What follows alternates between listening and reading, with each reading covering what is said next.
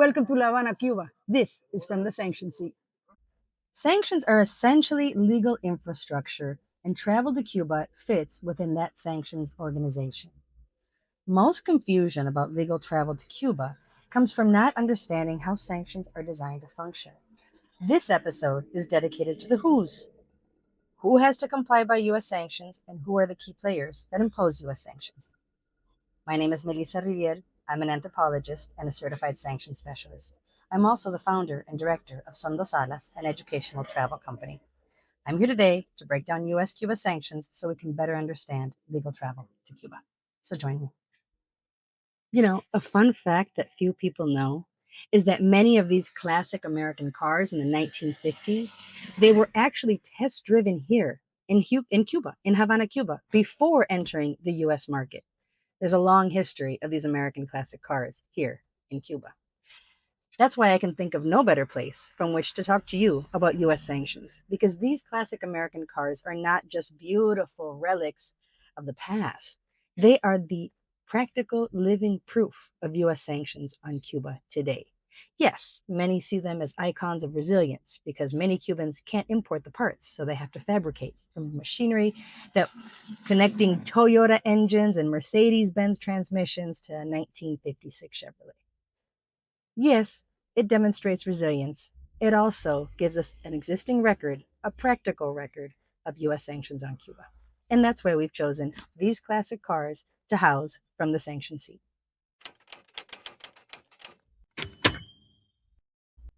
So let's cozy up like we're at the drive-in and let's talk about, where does Cuba sanctions live?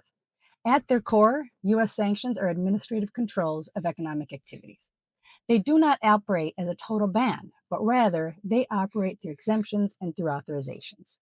In general, sanctions consist of definitions, prohibitions, authorizations, exemptions, interpretations, licensing, penalties, and recording requirements. All of that is what makes up a sanction.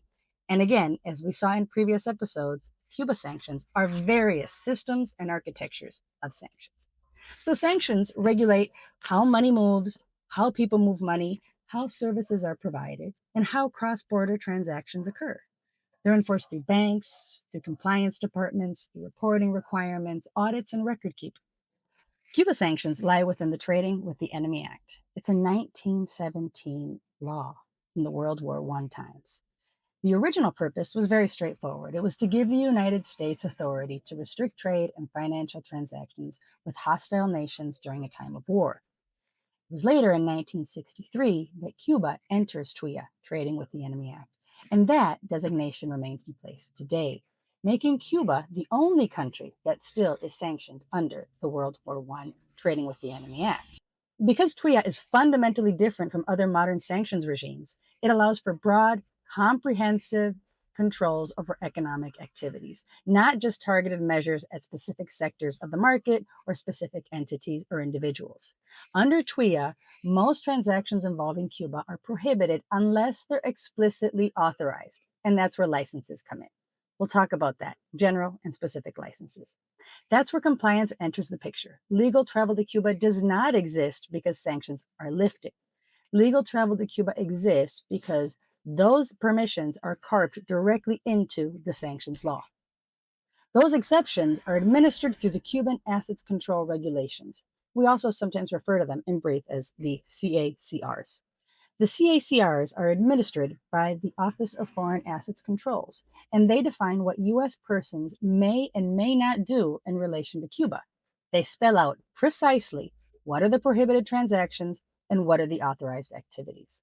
The CACRs are not one single policy or one single decision. They're a layered regulatory structure that has evolved over decades. And that complexity is exactly why sanctions feel confusing. It's why they feel archaic and old, yet at the same time modern and ever-changing. We're looking at three primary players in U.S. Cuba sanctions. First is U.S. Congress. U.S. Congress codified the economic embargo into law in 1996 under the Clinton administration. It is only with a vote in Congress that the economic embargo on Cuba can be lifted. A second and primary player is the Department of Treasury's Office of Foreign Assets Controls. Within the Office of Foreign Assets Controls are the Cuban Asset Control Regulations. It is within these regulations that prohibitions exist, but also where we execute exemptions, where we find travel to Cuba. A third, and just as important player, is the U.S. Department of State. The U.S. Department of State publishes threat levels for different countries all around the world, not only Cuba, but every country. And those threat levels run from a 1 to a 4. 1 being exercise normal precautions, all the way to 4 being do not travel. Currently, Cuba rests at a level 2 for the U.S. State Department as a level of threat for travel, and that is exercise increased precautions for travel. Now, the Department of State also publishes lists. And amongst those lists, in 2017, the U.S. State Department published the Restricted Entities List. In 2020, they published the Prohibited Accommodations List. These lists identify entities in Cuba whom with U.S. citizens and those under U.S. jurisdiction may not have a direct financial transaction with. We're going to get back to these lists in a future episode. But for now, let's look at who must comply with U.S. sanctions. First of all, U.S. citizens and U.S. residents, permanent or temporary residents, must comply with U.S. sanctions. Second, any U.S. based company, institution, nonprofit, any legal entity that's formed under the laws of the United States. Any employees of U.S. companies. That gets tricky because sometimes employees of companies that reside outside of the United States, but yet are formed under the laws of the United States, those employees must comply with U.S. sanctions. And lastly, any transaction that touches the U.S. financial system. And even though that might not be a who, usually financial transactions are attached to whos. So that means that sanctions don't just regulate where you go, they regulate who you are, and they regulate how you move the money and how the money moves you. Let's say you're a dual citizen, United States and Colombian citizen. You book your travel under your Colombian passport. You travel under your Colombian passport. You pass Cuban immigrations using your Colombian passport.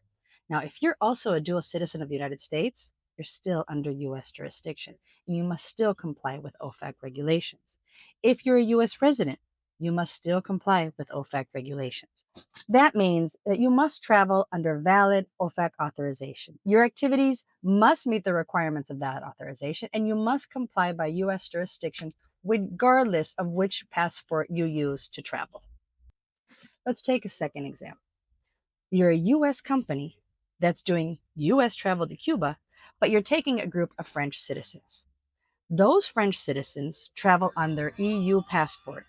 They are not U.S. citizens. They are not U.S. residents. They do not work for a U.S. company. They are not under U.S. jurisdiction. You are a U.S. company and you must abide by U.S. OFAC regulations. It gets tricky because your travelers are not under U.S. jurisdiction, but you as a U.S. entity are. And this is where it can get complicated for U.S. entities that take travelers who are not under U.S. jurisdiction, but yet those travelers, because they're on a program that is financed and operated by a U.S. entity, they must abide by U.S. regulations nonetheless. So when people ask, is travel to Cuba legal? The accurate answer is yes, but it's conditionally permitted.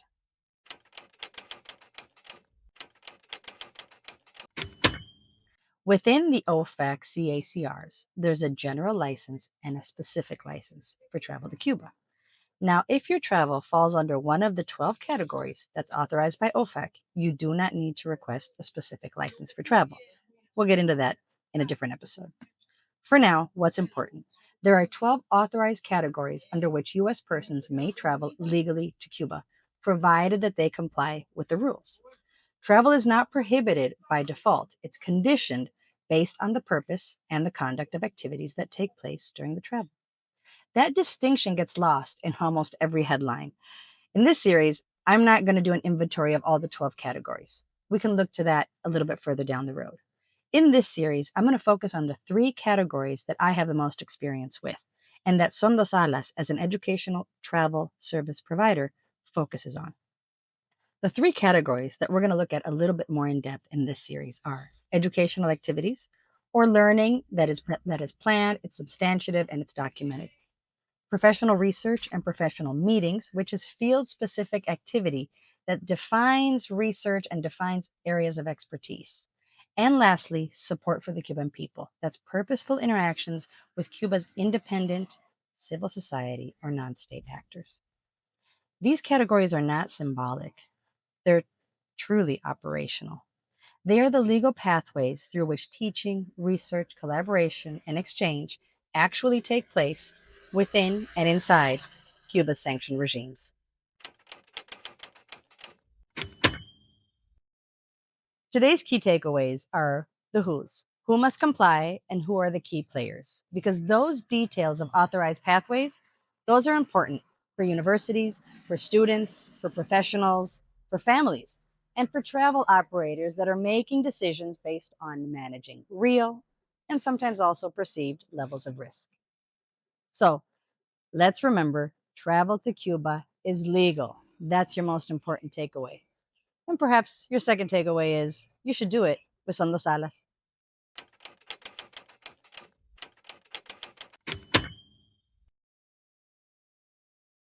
A ver, mi amor, ¿me puedes contar un poquito de este carro? ¿Cuál es el año? ¿Cuál es el modelo? Esto es un Ford Fireline año 1956. Bueno, exclusivamente hay varios modelos del Ford, el Fireline, el 500 y hay otros más. Pero este es el Ford Fireline, año 56, 1956.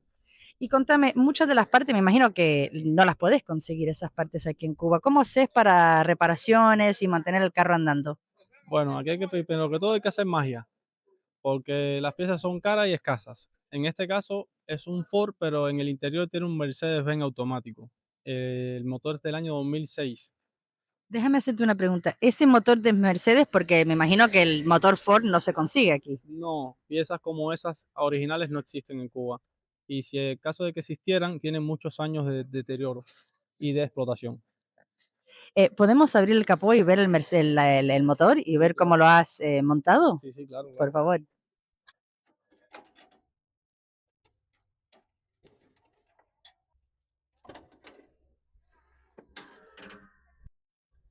Mira esto, a ver, dame un tour, Orlando, déjame ver, explícame aquí. Esto es un motor Mercedes-Benz Saint-John. Lo conocen mucho por la marca Saint-John porque es alemana. Es 5 cilindros, son muy buenos, pero tienen muchos años de explotación. Tienen como 14 años de explotación.